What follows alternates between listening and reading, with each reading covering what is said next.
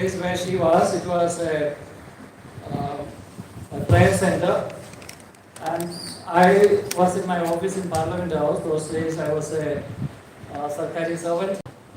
So I went there and I found a group of youngsters sitting in a small hall, all looking kind of traumatized, stressed, with palpable fear writ large on their faces. So I was not prepared for that. So when I entered and encountered them, I asked, why is it that you all look so lost? What happened? You look so tensed. So that was just a few months after the new government had taken over our reins in 2014, and I was attached to a VVIP line as head of the personal staff. And they thought that, maybe just by calling me over, sharing their anxieties, I may be able to reassure them. So that's what I tried to do. I told the youngsters, look, you know that only 29% people voted this government, and 69%, 71% are still with you. So you are one of the 71% and not one of the 29%, and you have no reason to feel lost and alone. And they bought my reassurance that time. And recently, about a few months back, I encountered one of those youngsters, and he asked me, he said, sir, 10 years back when we met, you sounded very optimistic, but that's not how things have gone over the years. So then jokingly I said, but you have got Vikas, isn't it? So that the young man's response was, I was stunned by that. He said, sir, do you call, when a cannibal starts eating using spoon and fork, do you call it Vikas? So I had no answer to that youngster. So I only understood that he understood both what cannibalism is and what Vikas is that was presented before him. Now, but before leaving, I said, look, we all need to do something about it. And why we are here this evening is out of that desire to do something about, making our country safe for democracy again. In small ways, many of us have put together some ideas, and very happy that some very distinguished people have agreed, accepted our invitation, and have joined us to share their thoughts on concerns of our time.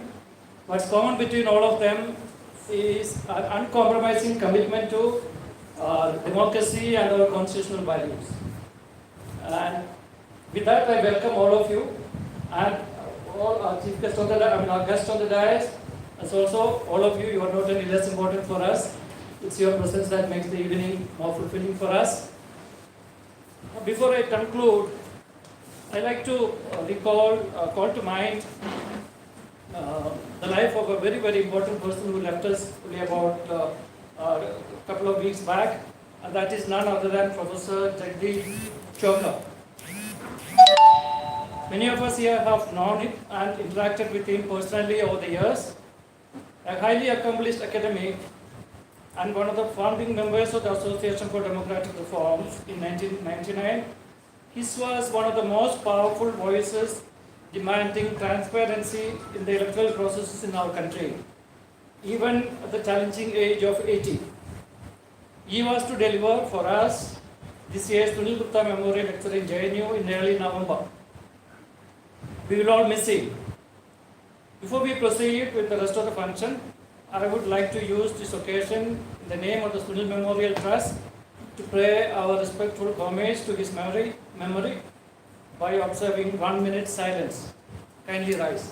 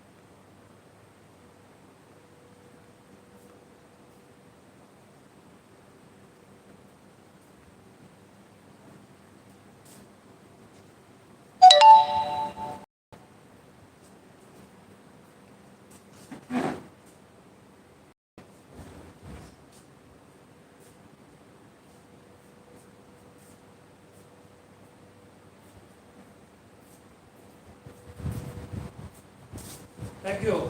Please be seated. Now I leave the, to the chair for the evening, Ambassador K.P. Fabian, who was also very much part of this project. He was also contributed forward to the volume. Ambassador Fabian.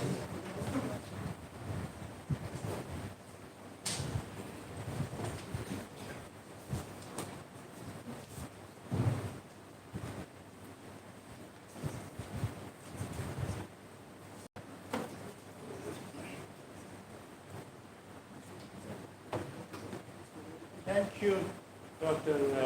Anthony. You are a real friend, philosopher and guide. I got lost and you sent me very competent instructions, but I was not competent enough to receive them. And my apologies.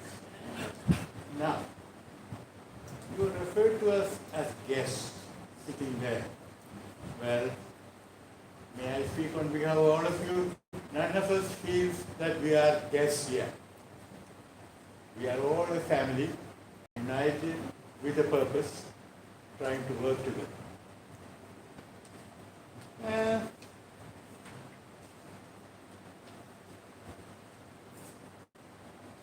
Dear friend, Mr. Sahu, Dr. Saida Hamid, Mr. Venu, and Professor Arun Kumar, and distinguished audience. You know, we come from different backgrounds, different disciplines, but there is much in common with us, and that is what unites us. What are the things that are common with us? One is that we want to see a better India, a better humanity. We are not implying that India is not good. India is great. We have made tremendous progress since 1947. But literacy rate shot up. Yet the rate of literacy in India is below the global rate. We have become, correct me if I am wrong, fourth largest economy, or rather it has been claimed, because when I checked, IMF has said that by the end of 2025, India might overtake Japan. Well, that's a great thing. But let us not forget that India still accounts for the largest number of human beings who cannot lead a life of dignity owing to poverty, ill health, illiteracy, and lack of social justice. Now, and it's easy to violate it without amendment.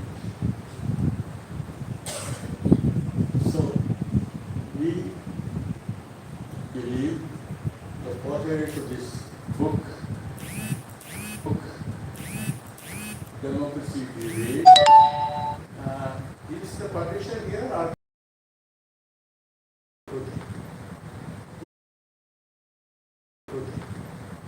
we believe that it has been reread, but we also believe that it can be reread. It is not the end of the story. And how to reread it?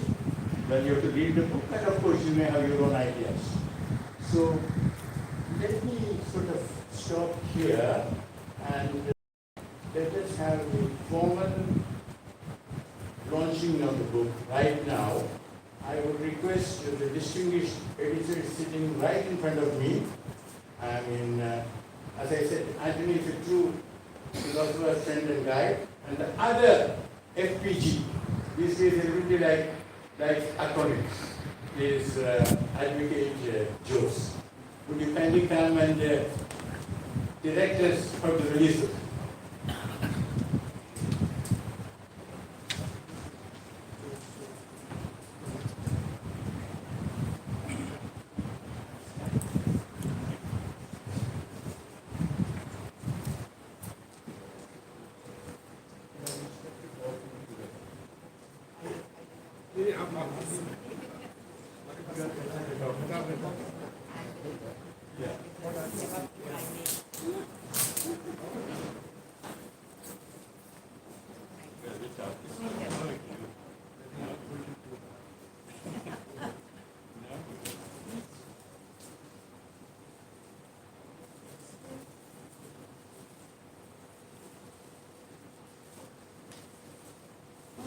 sort of did this elegant packing.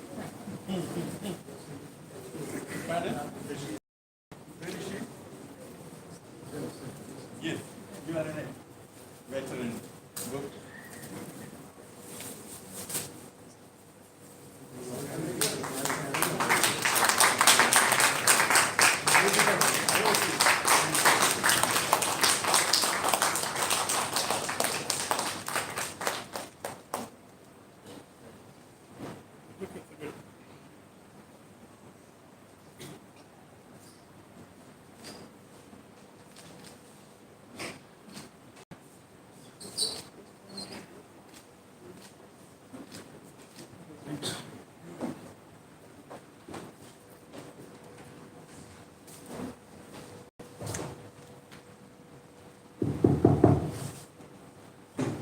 Thank you for helping us to formally launch the book, for which you and other contributors here have worked very, very hard.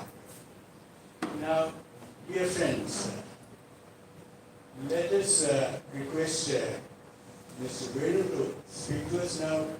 1 second. Dr. Anjali said that I will introduce the speakers, but let me make it clear, none of the speakers needs any introduction. Thank you. That's the reason why I didn't.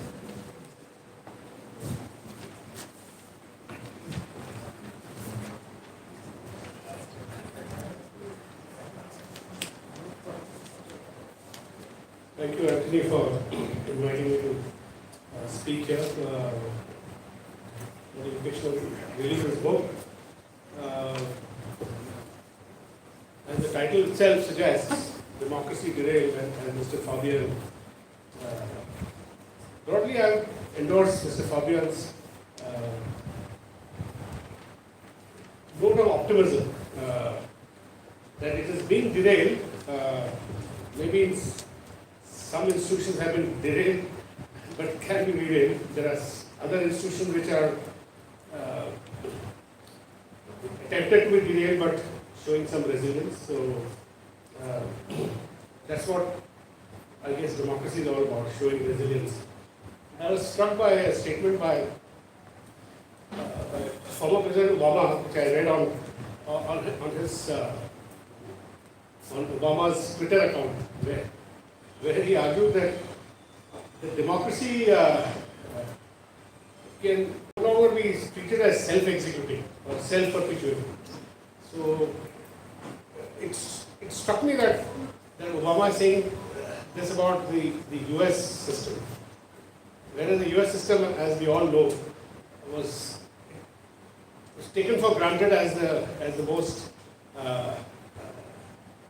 as a democracy where institutions are much more much more solid and much more resilient than many most other democracies. This indeed would have been the case with the US until some years ago, but now even in the US such statements are being made that democracy cannot be treated as merely self-perpetuating or self-executing. And of course, India has had its own experience over the last 10 years particularly. So I have 10 minutes, so I'll try to finish within this time that I've got. So the occasion of this book really is also very interesting, the timing. Timing is very interesting because we are seeing a confluence of events which are threatening to derail democracy.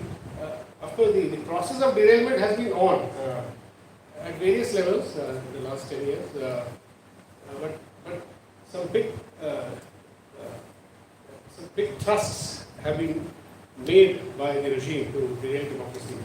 And one, of course, as we all see, as going on, the whole drama is playing out before the country. The Bihar exercise, the electoral rolls exercise, where the Supreme Court has shown reasonable resilience, I would say, by forcing the Chief Election Commissioner to use Aadhaar as a basis for people who have been disenfranchised, 65 lakh voters have been taken out of the list, to go there and just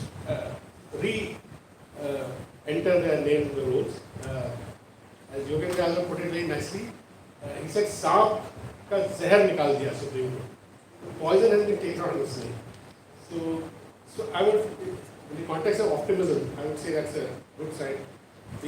Of course, there are other signs which we see in terms of what Rahul Gandhi had presented with proof. The technology, which is meant to provide transparency, here technology is being used to contaminate the voters list, and at the same time technology is being denied to get some transparent feedback on the outcomes. For instance, the Haryana High Court had ruled after the Haryana election that the opposition had gone to the court and said they wanted CCTV footage, etc. Opposition has been demanding an electronic voters list. All that is being denied. The rules are being changed, denied. So this everything is being done by this regime to derail basic practices of democracy, which we all used to take for granted earlier, right? So again, I come back to what Obama said. Nothing is self-executing in this country anymore. The voters list is not self-executing. I mean, the sanctity of the voters list, the integrity of the voters list. Chief election, the Supreme Court judgment order on chief election, the appointment of chief election commissioners, that was also by, again, a law ordinance. It was nullified by the government. Then there are ways in which higher judiciary is being on an everyday basis. This is going on. This is like 24/7 exercise. So therefore, the response, the erosion or the subversion of judiciary, 24/7 exercise. Subversion of media, 24/7 exercise. Amita is sitting here. Wyatt has got many FIRs in the last 10 years.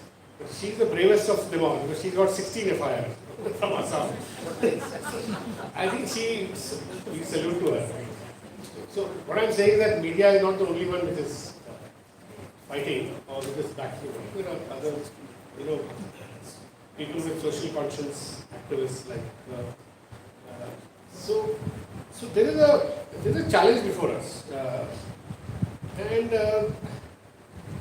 those challenges are very clear. They are there before us, and I would suggest I would sort of fall back on Dr. Ambedkar, what he said. Now the broader aspects of our challenges. He said that it is that liberty, equality, and fraternity, all three are like, they're part of the same package. So one without the other does not work. So I would suggest that fraternity is something which has been under the maximum assault in the last 10 years. The way society is sought to be divided along lines, along religious lines, caste lines, etc. I think fraternity is something that we need to really fight for, and I think fraternity can be protected by the people if they have enough dialogue among each other. So there is an attempt, the instrumentality of the state is being used to constantly, again 24/7, to erode fraternity, but this is something that which needs to be, as Ambedkar said, can't take for granted, constantly to keep working at it. The other point that Ambedkar emphasized was that political democracy cannot survive without social and economic democracy. So we all know, and if these inequalities persisted, then the democracy risks becoming a very nominal project. So these things are also under attack. So we need to address inequality, which is a very fundamental basis on which if inequality keeps widening, then I think the role of democracy and its institutions would be seen as having failed. And I would a broader and of course Ambedkar also said that we must avoid laying liberties at the feet of a great man. Hero worship can degenerate into dictatorship. We are seeing that also. I mean, Sahu keeps writing for the Wire, and he's pointed out these things in several articles on how these people were so prophetic. Whether it's Ambedkar, whether it's Nehru, whatever they said 70 years ago, it's playing out like a newsreel in front of us. So this, and of course his other big, Ambedkar's other big claim at that time, that which Mr. Fabian in some ways paraphrased also. Constitution is what? It's a document, so it's as the person that is in charge of executing the constitutional, the spirit of the constitution, which is the various arms of the state itself. So all those things are captured in this book in various ways. I think the authors have touched upon all these aspects that I just spoke about. And there's a lot of interesting data in this book about how this huge centralization of power has happened in the last 10 years, and how India's ranking has been. This book brings all the data together. It's fallen down in the rankings of democracy, media freedom, various other transparency indices, etc. So I'll end with that. So all these things have now come at us all together. So it seems like a perfect storm, which our society is having to combat. So basically, everything is the politics the way politics plays out in the next few years, which will tell us which way is our democracy. Is it getting derailed further or getting derailed, as Mr. Fabian said? So I have hopes of something happening in our system. Those hopes are it may be based on a bit of wishful thinking, but I think there is what used to be the image of the great man has taken a beating, and there are many factors which have led to that, including Mr. Trump. I think this great concert between two authoritarians, which used to create a lot of fear amongst us. I think that concert is also getting, it's getting that link is getting severed. So I think all populist authoritarians in different parts of the world, owing to what Trump is doing, will have to look inward now, and they'll have to. They can't sort of take support for granted from the outside. So in my view, that's to some extent that's a positive for our politics, and I'm very happy that the world is in a churn, but in that churn there is a opportunity for forces within our society that wants to strengthen our democracy, to do something and to reorganize themselves. This is my fond hope. And finally, I would say that there is a global trend about in the way populist authoritarians are getting elected and are ruling. Now, if you've read Thomas Piketty's book, there's an interesting correlation between what he says happened during the 1930s, when inequality, this is a more political economy kind of my analysis, when income inequality was at its peak, that's when the populist authoritarians rose in Europe in the 30s.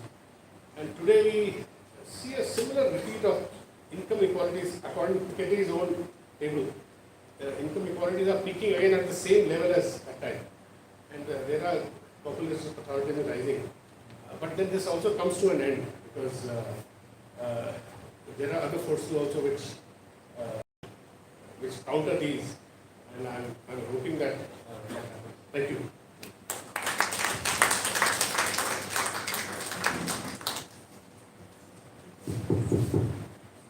Thank you so much, Mr. Venu. We all read the wire and we all get ignited. And you made very, very important points, but we are all happy that you are still hopeful. And, and when you mentioned about the electoral process, we do recall that the Commission did not share the data about 65 lakhs deleted till the Supreme Court made an order which looked absolutely, what shall I say, difficult to understand. Well, dear friends, now let us request Mr. Satyanarayan Sahu to speak to us. Again, there is no need for introduction.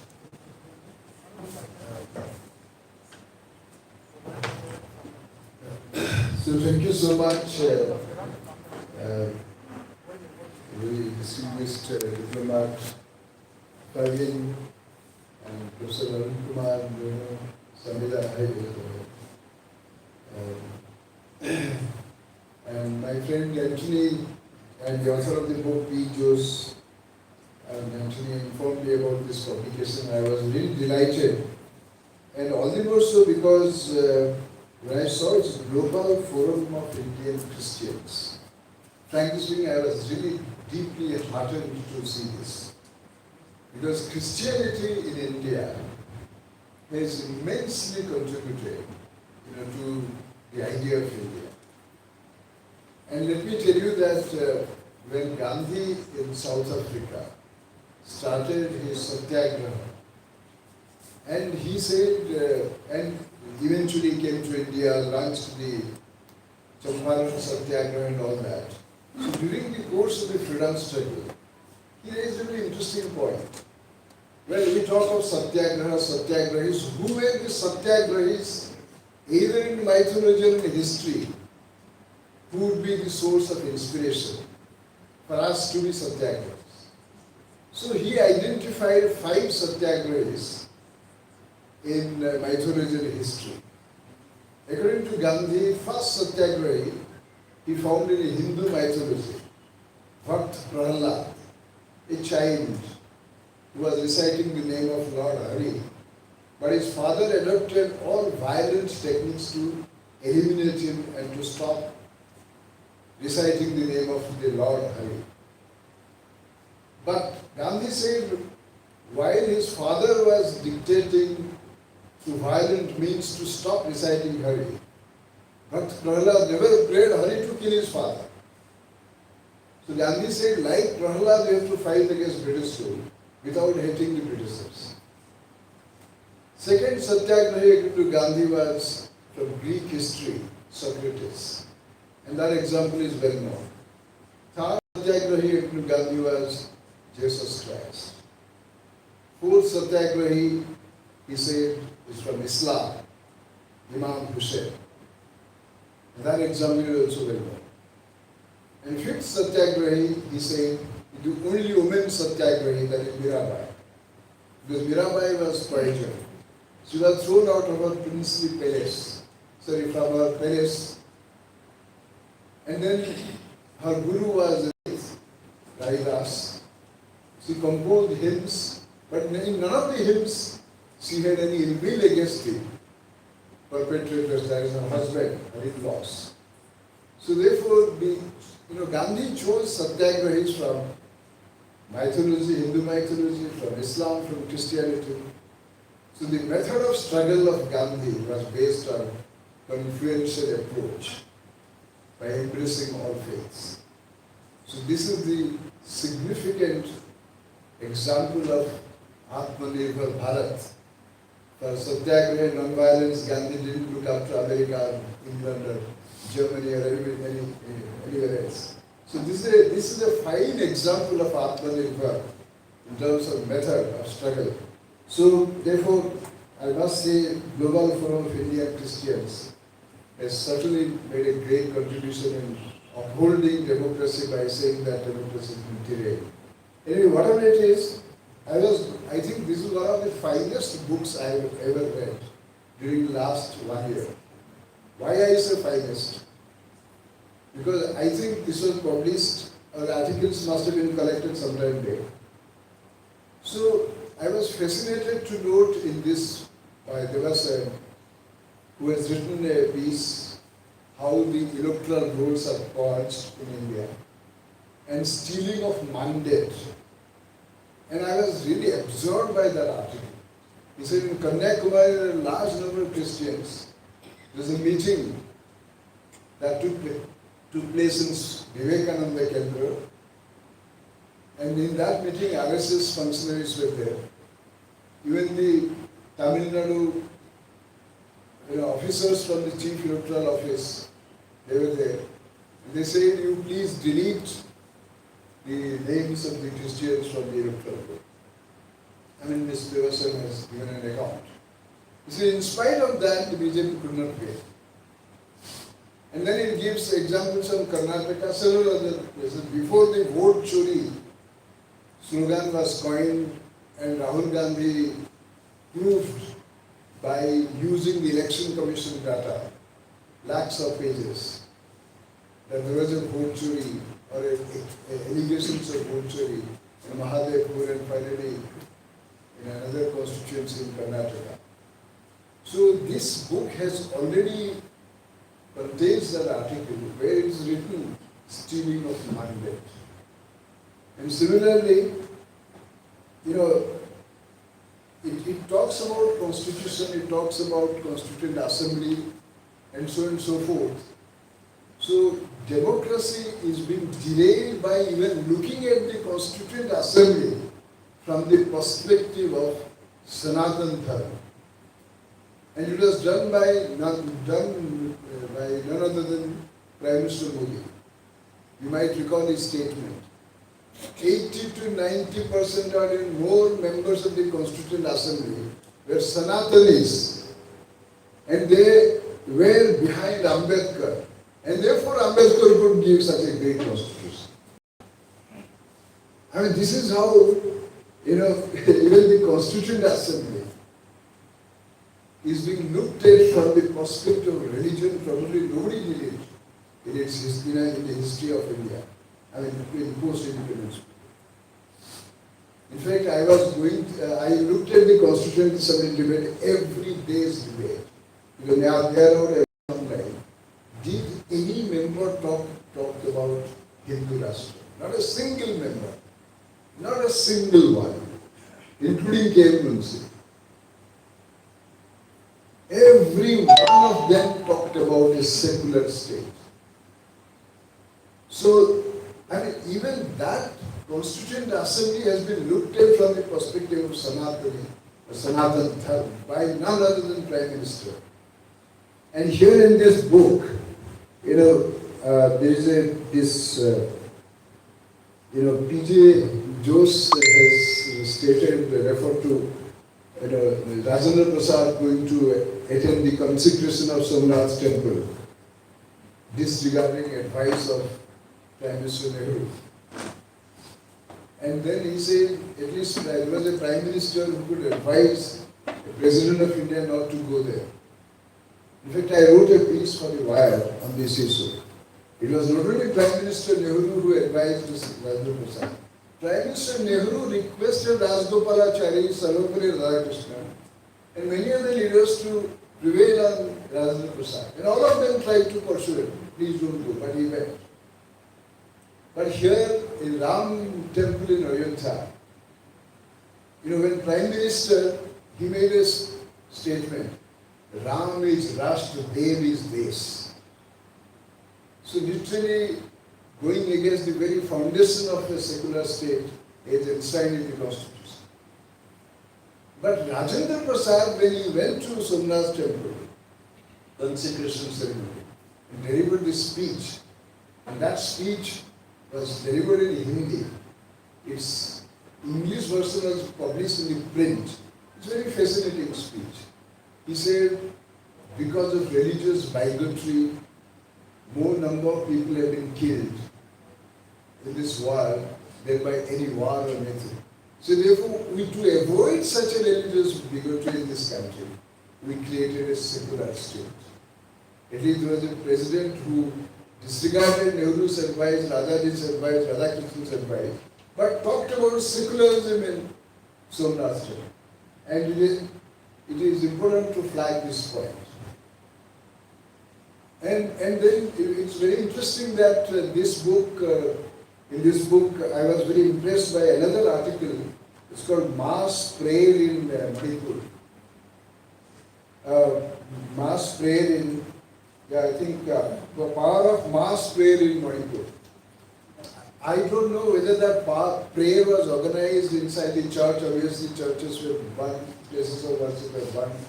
People were thrown out of their houses, homes, and unspeakable assaults on women were executed ruthlessly. Okay, so I remember here in this context the meaning of prayer given by Mahatma Gandhi.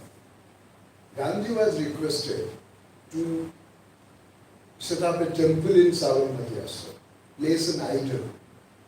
And that request came from Mirabai during 1930s. Gandhi refused to have a temple and an idol to be placed inside the temple. And he said, we pray in open air.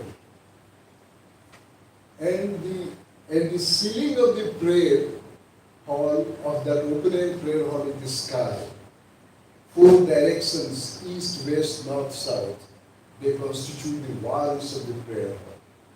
And the objective of praying in such an open air prayer hall is to transcend the boundaries of religion, nationality, and whatever identities that could be. So this is the meaning of this prayer, open air prayer, open prayer in Manipur.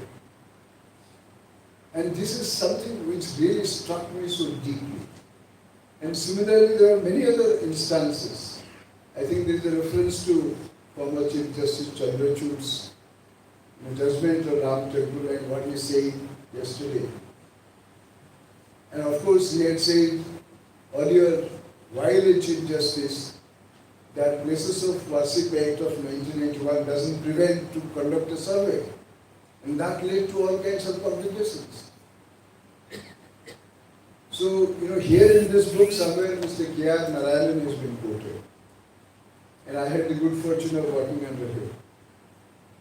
Okay, so, in the context of what Chandrachud said, I recall, this is the 75th anniversary of Supreme Court. And during the 50th anniversary of Supreme Court, Mr. Narayanan was invited to inaugurate it. And he quoted one Richard Ingram's. He was editor of Private Eye, a London-based newspaper. Richard Ingram said, law courts are no more considered as cathedrals but as casinos, where things are decided when you throw the dice. And that created a huge controversy on the occasion of the 50th anniversary of Supreme Court. And Mr. Narayanan said, called me at 9 o'clock night one day.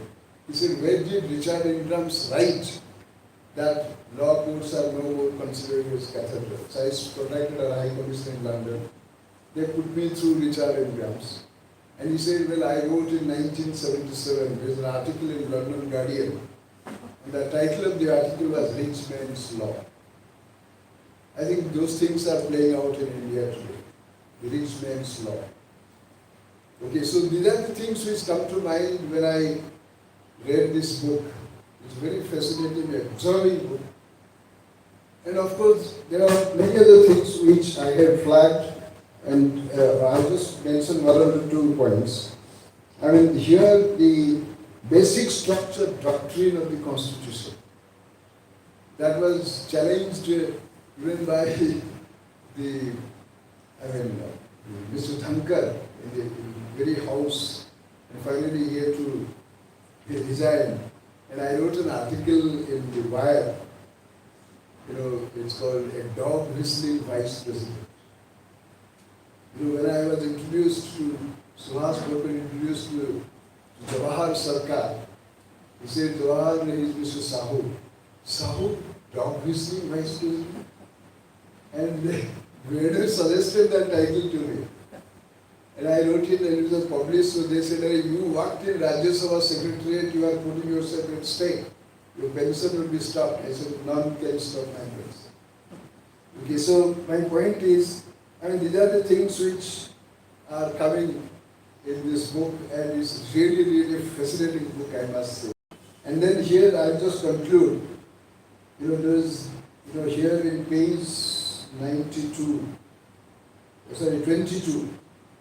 19 months of emergency pales into insignificance in the context of what is happening in the last 10 years or 11 years. And again, I got a copy of Jayaprakash Narayanan's letter from Suhas Gopal is here. During the thick of emergency, I think in December 75, he wrote a letter to Indira Gandhi. He said, Madam Prime Minister, if you have cuts, lift emergency, restore freedom of speech, and then conduct elections, and you will find that you will lose the mandate of the people. At least Jayaprakash Narayan had faith in the election commission during the thick of the emergency, that if elections should be conducted, Indira Gandhi will be defeated.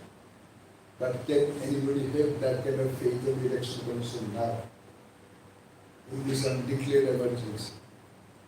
So these are the points, dots we need to join to understand. But at the end, I must say, Anthony quoted Bernard Levin, the editor of, I think, the newspaper in London, who said that if there is a danger to democracy in India, this means there is a danger to democracy everywhere. It's quoted here. I had the good fortune of reading that lecture of Bernard Levin, that lecture was delivered in Kerala. I think Malayalam Manorama invited him. So then he said the last line of defense of democracy is the press. But the last line itself is now being endangered.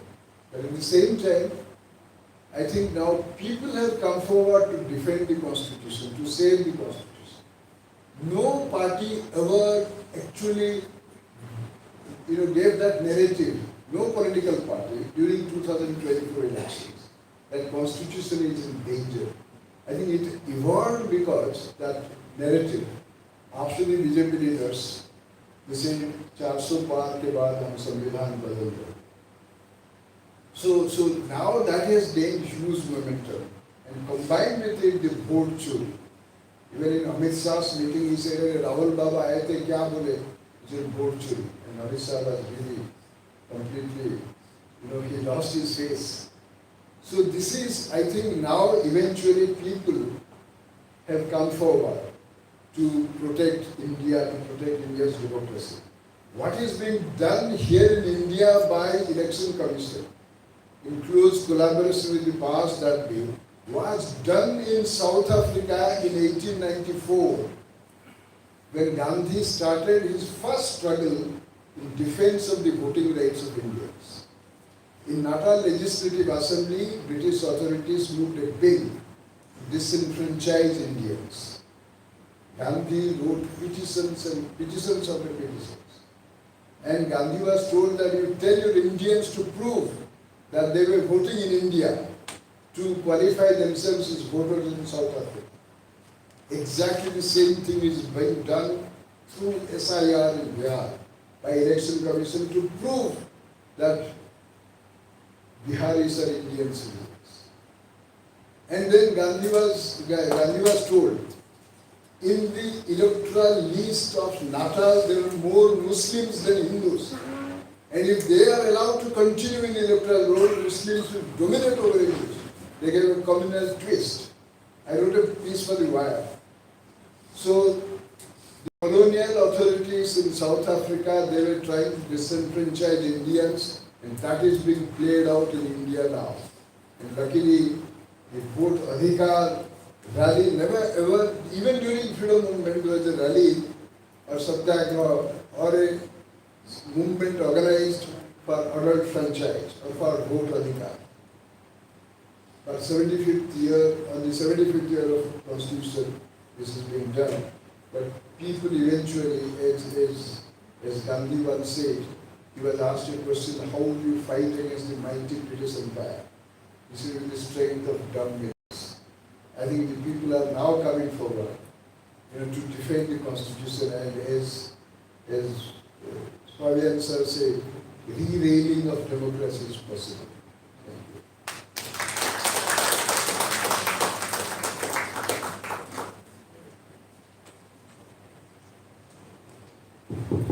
Thank you for, you have spoken without fear or favor. And that is the style you write also. And you're bringing history to make us understand what is happening. And you also correct many popular misunderstandings propagated by very organized set of associations. What material means superior to you. So thank you so much. Dear friends, let us now request Professor Arun Kumar to address us.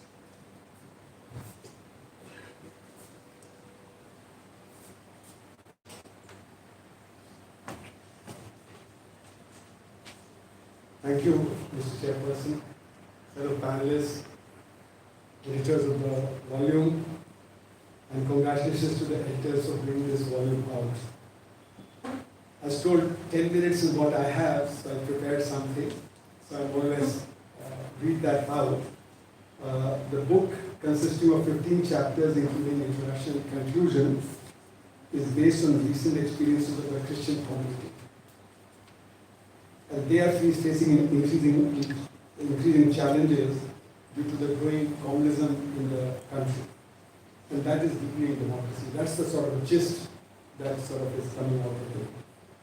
Several chapters directly identify the deepening of democracy with the violation of the constitutional provisions. It's a long chapter which lists the various events that have been taking place in the country. And therefore the impact on the institutional functioning. And reference has been made to the various institutions of democracy which are framed. In turn, this is linked to the challenges posed by the rising majoritarianism and sectarian authoritarianism. So authoritarianism is very specific. It's majoritarian and sectarian. It's not in general. From time to time, from among the more extreme majoritarian groups, there has been demand for change of the constitution itself, and that was referred to by Mr. Sahu, that this parts of power was taken as argument that the constitution would be changed. These people argue that it's not in keeping with the needs of the majority community, and that's why we need to change the constitution. That's the argument that's given. Thus, the very conception of India as a secular and inclusive nation is being attacked. So what the constitution imagined India to be, that is under attack. The distance Indian democracy has travelled from where it started in 1950 to the present is huge, especially given the drastic changes it has undergone. We didn't imagine in the 70s or the 60s where we are today. We did not know that it would be like that. In retrospect, one could not have imagined this. The level of communism and authoritarianism today that we experience, we could not have thought of it right. But in hindsight, it is clear that's the direction in which we are moving. So I think it's important to realize that what has happened in the last 10 years is not just 10 years, it is a progression that has taken place over the last many decades and so on. So we need to look at the historical evolution of why we have reached where we have reached today. At independence, the ruling elite chose the top-down approach. They said we'll let the advanced sectors grow and it'll take the bottom up. So there'll be a kind of a sucking in of the backward sector or some kind of trickle down. And the majority trusted the leadership that they would get gains out of this development path that has been chosen, that eventually they'd also gain.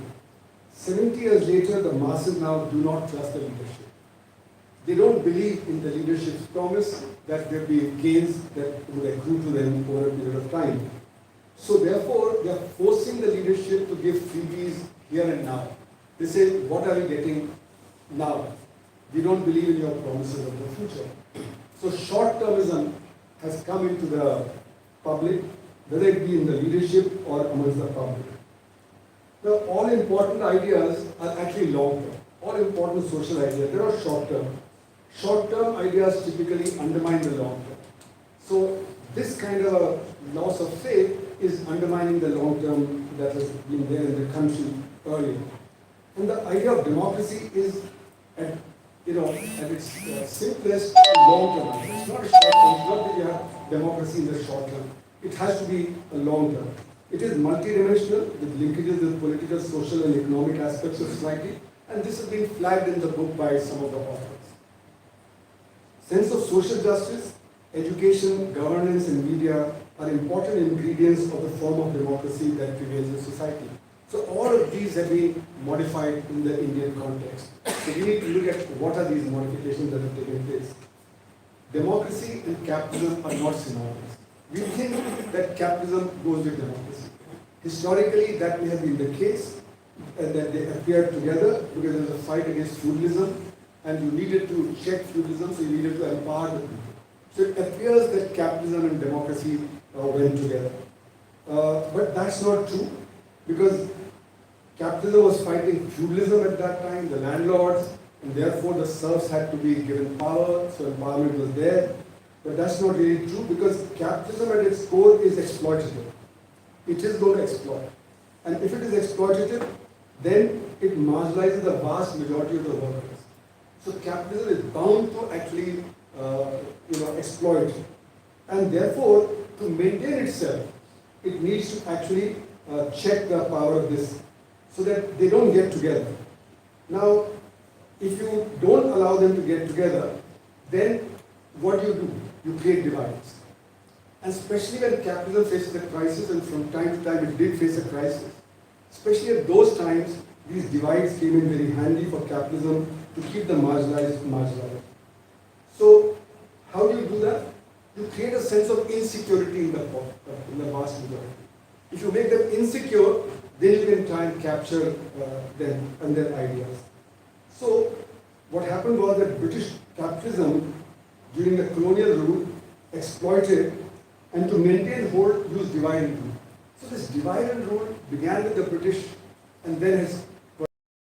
So this divide and rule that is there is something that we have to understand as a historical connotation.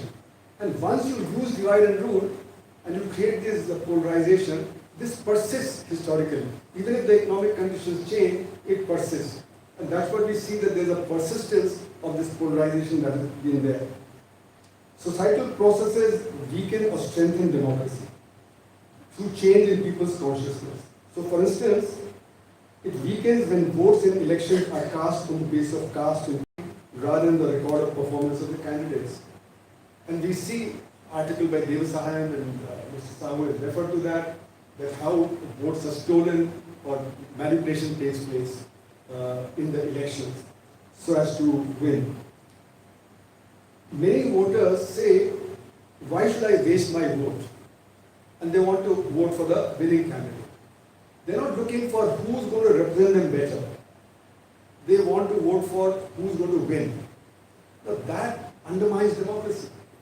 Because you don't know that this person may be the most authoritarian, most polarizing person, and yet, because he's going to be the winning candidate, you vote for the candidate. So in other words, this hollows out our democracy. The understanding of the public as to who to vote for, if it is on this basis, then it will hollow out the democracy. India has witnessed a rapid growth of the black economy over the last 70 years. And this black economy has gained control of our politics. And what is black economy? It's illegality. Now, if illegality gains control of the politics, then you can imagine what it will do. And all political parties are party to this black economy and the black income generation and the illegality. So in other words, the public has no choice. It has to choose between one and the other. And both are actually part of the same. So therefore, the public is not able to exercise its democratic spirit because it has to vote for one or the other. The lesser evil is what people vote for. Those earning black incomes thrive on illegality and they have a vested interest in its continuation. So I argue it's not that elections are expensive and therefore the black economy. I think black economy wants to subvert the elections because illegality can only continue if honest people don't get elected, if they don't actually check them. So in other words, vested interests have gained control over political parties, and that's what we've seen in a variety of ways. The kind of expenditures that are made at the time of election, the electoral bonds is actually chicken feed compared to the amount of money they collect through the black. It's not even maybe 10% of what they actually end up spending. So fortunately, the electoral bonds are not there anymore, but what is spent is an enormous amount. I did a survey of 14 members of parliament who won the elections in 1998. They were good friends of mine, and I found that on an average, they spent 8 times more than the electoral expenditure limit in 1998. And of course, they all said that we begin our day in the parliament with a lie, because we say we spend only up to the electoral expenditure limit, but we spend much more, and we know why that is so. So black economy, which leads to failure of policies and lowering of investment productivity, discredits public sector, discredits government, and undermines the nation's builder. So this illegality has these consequences. Now, given that this is a suboptimal strategy, because if your economy is undermined, then it can't be optimal. So why do capitalists accept such a suboptimal strategy? That becomes the question. Why is it that they promote this kind of a... So they undermine democracy because in the short run, it suits their limited objective of making quick profits. This is primitive accumulation of capital. Primitive accumulation of capital is the beginning through which capital accumulates. And we see this happening more and more in the Indian context, where the black economy size was estimated to be 4 to 5% of GDP by Caldo in 1955-56, has risen to about 62% now. So the black economy is huge. In a 350 lakh crore economy, it's almost 200 lakh crores of black income generation. And what is given at the time of election is only 1% of that. So 99% doesn't go into the election and not related to that. So capital uses any form available for exploitation, whether it's feudal or mercantilist, and that is extract surplus from agriculture via terms of trade. So capitalism will extract surpluses and so on. So such vested interests need to be in power by diverting public attention from the real issues of exploitation, inequality, and lack of social justice. And for this purpose, they exploit all forms of divide in society, whether it be caste and community or any other. These divides then become emotive issues that linger on and they do not go away. So India is steeped in feudalism. We have a very feudal attitude, whether it be in the universities or in the institutions. What orders come from above, they are actually followed. And people are used to being exploited. So therefore they don't raise their voice. And if you don't raise your voice, this exploitation continues. Leaders run political parties like feudal lords with little internal democracy. You see that in almost all political parties in India, that the person at the top controls the structures entirely. So suddenly when they attain power, they cannot be expected to become democratic. In fact, they become more undemocratic. So political parties, when in the opposition, raise issues, but when in power, they do what they have opposed. To give an instance, in 1997, the opposition had done a signature campaign against the patent rights that were to come under the WTO. And when the opposition came to power in 98, they followed exactly. The same people who signed against the patent regime, they actually implemented the patent regime. So, the opposition and the ruling party, they keep shifting ground often. Capitalism has been global. This is undoubtedly true. Colonialism was also global. In its latest phase, it has become marketization. It has created markets where they do not exist. So water, air, forests, these have all been marketized, coastal regions, etc. So this is marketization that is taking place in the economy and in society. And the latest we saw is the raw face of capitalism that President Trump is showing. In India, marketization has accelerated since 1991, This further undermines democracy since markets run on dollar vote. So what is dollar vote? If I have $1, I have one vote, you have $1 million, you have 1 million votes. I can't buy food, that's legitimate, you can buy a Mercedes-Benz car, that's also okay. So markets are not based on the principle of democracy of one person, one vote. So the more the dollar vote penetrates into society, the more democracy gets undermined. So in other words, this one person, one vote has got marginalized, and the result is that there is the marginalization of the marginal. Who determines the market outcome? Those who are purchasing power. So the US, an average citizen has 30 times the per capita income of an Indian, so they have 30 times more votes than us. So even though we may be more populous, but they determine the economic policies, whether it be WTO or IMF or World Bank or various institutions. So this dollar vote undermines democracy very strongly all over the world. The other philosophy that's associated with marketization is homo economicus. Only economics matters, not politics, not society, not history. So we become ahistorical. We don't look at the historical progression, we only analyze right there and then. Equity and equality are political and social. So therefore now, equity and equality are not the notions on which we operate. We do not aim for equity and equality in our analysis. So individual wealth is celebrated, leading to growing inequalities, whether it be class, caste, regional, gender, or sexual. Since all these inequalities have been growing, unfortunately, we only look at the white economy data. Like Piketty looks only at the white economy data, but doesn't look at the black economy. Black economy at 60% of GDP implies that if you take the top 3% and the bottom 40%, inequality and the white would be 1:20. But if you include the black economy, it becomes 1:120. So the real inequality comes out of the black economy, not out of the white economy. So therefore, we have to look at the economy as a total, and this illegality that's pervaded all over the world has actually increased inequalities everywhere. Individuals are taken to be rational in the market, and what is the rationality? Profit maximization. So we are all maximizing our profit. That's the rationality under which economics today operates. Therefore, in a sense, consumerism has become widespread. And when consumerism becomes widespread, attention of the public is towards consuming more and more all the goodies that are becoming available, the big cars, the big televisions, etc. And the real issue therefore get marginalized. So the collectivity weakens, atomization increases. And when the collectivity weakens, then all this polarization is easy to do because it's all individual, it's not collective. We're not looking at the loss of the collectivity that polarization brings about. In India, consciousness remains weak due to the very poor quality of education. As the ACER reports point out since 2005, last year's report pointed out that in the age group of 14 to 18, 40% children cannot do second class reading, writing and maths. They're not going to be able to do any modern job, they're not going to be able to absorb modern technology, and they lag behind. And with the coming of AI, the situation will become even worse. Unemployment among the educated youth is very high. That's going to climb dramatically in the coming 2-3 years. And therefore it poses huge challenges that will be there. So this marketization has also impacted media. Media houses are behaving like businesses rather than as something which has a social purpose of informing the public. So media houses control has been easy in India in the last 20-30 years because it has turned more and more commercial. It is a profit-making enterprise. The owners of the media houses are businessmen. They're looking for their own interest rather than for the wider public interest. So media, which was supposed to be one of the bulwarks against demise of democracy, that has also gone. In brief, communal divide is socially created for political purposes to serve vested interests.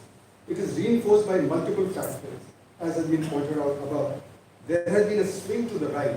In India, the swing to the right started with the emergency in economic, political and social terms. But globally also, the swing to the right began with the decline of Soviet Union and the change in China, 180-degree turn after Mao's death in the mid-70s. So globally and India, there is a swing to the right.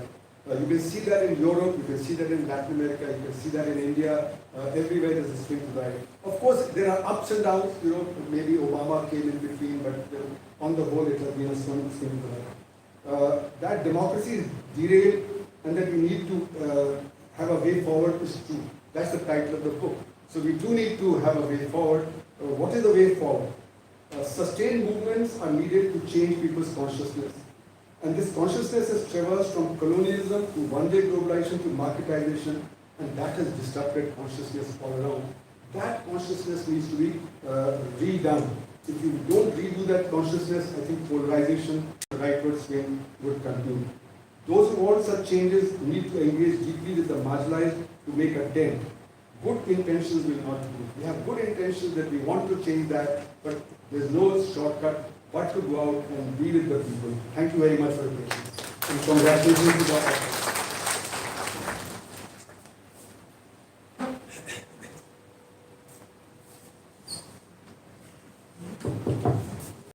I have never attended a better class. Thank you, Professor.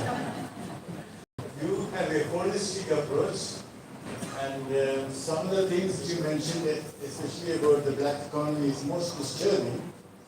And then you mentioned that the candidates spend much more than they are permitted to spend. We take it that part of the money is given to the voters to buy votes. Now, there I want to tell you something which really happened. I am from Kerala. The first election was in 1952, and I was 12. I remember seniors going around distributing money. Well, I suppose that had the intended effect. But then, when the next election came, the Kerala voter pocketed the money, but voted where she or he wanted to vote. The money did not make any difference. So if we have intelligent electorate, it doesn't matter much. Let's accept the money. Now,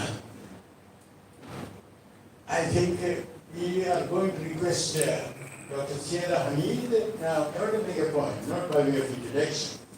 But if you look at, us from where you are, there is lack of gender justice. But we have progress.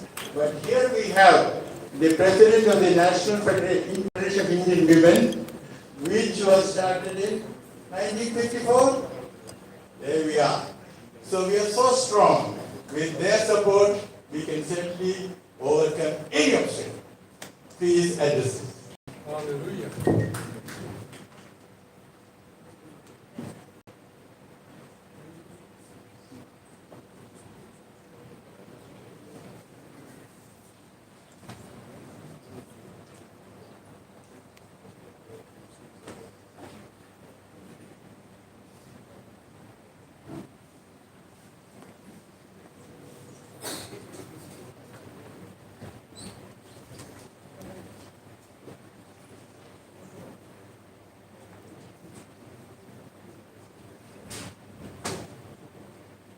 Mr. Fabian,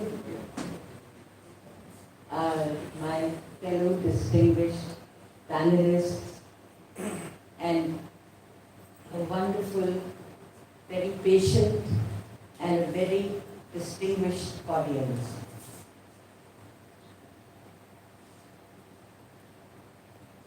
Democracy derailed the way forward for India 75.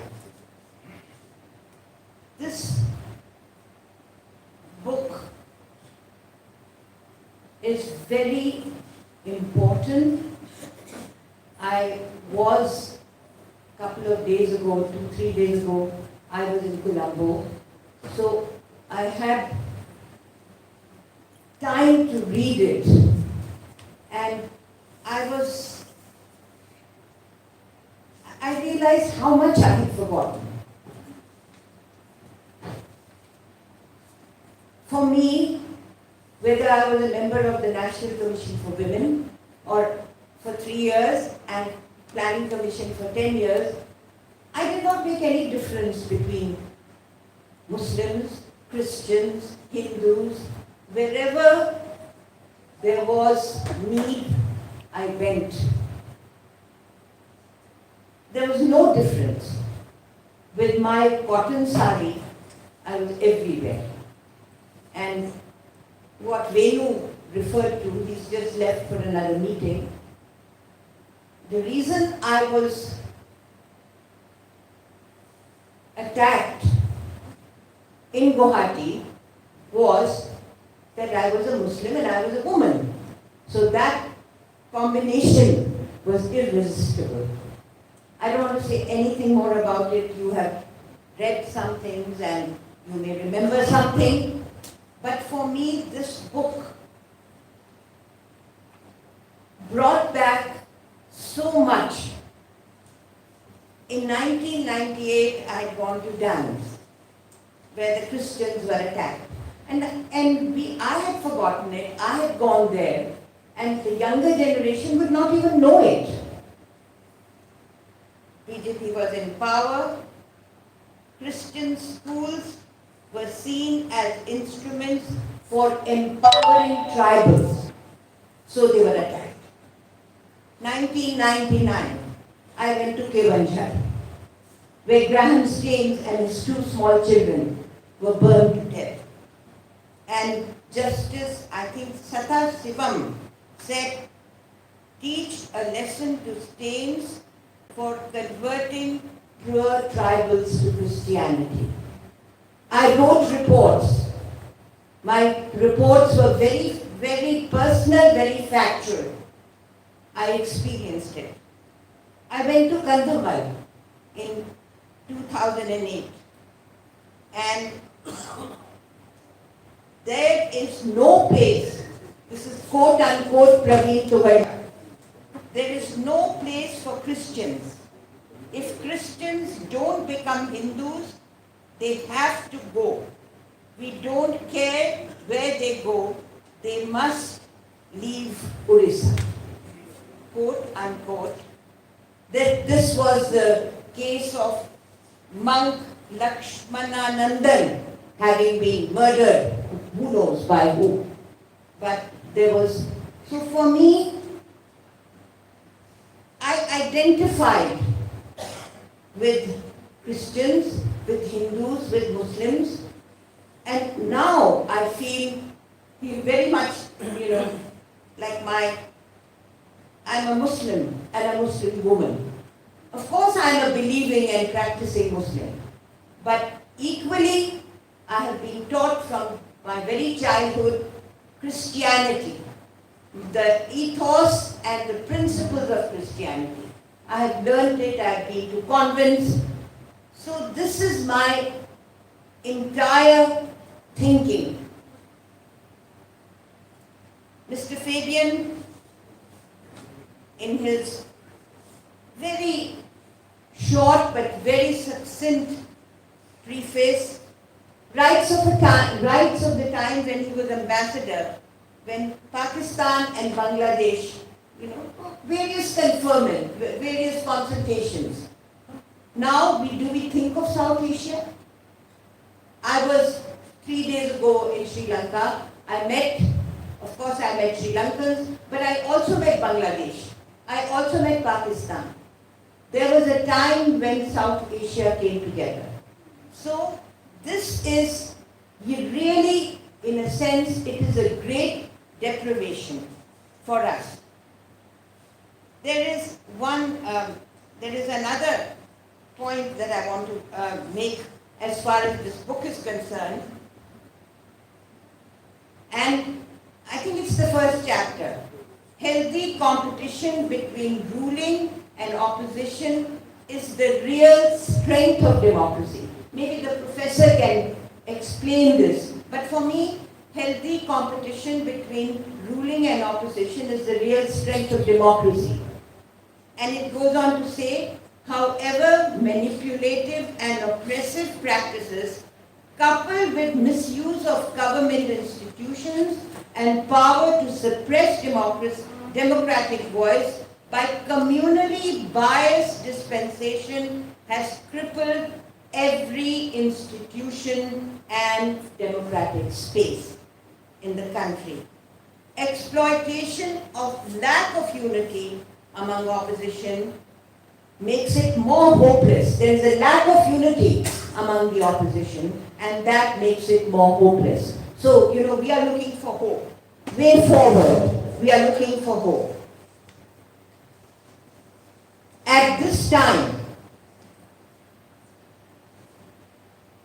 I'm talking of Muslims, because all of you, your heart aches, and I see John Dayan in front of me, a person who for 40 years we have.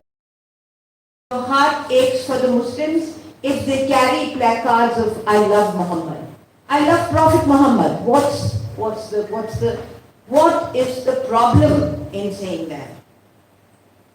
1,324 Muslims were accused.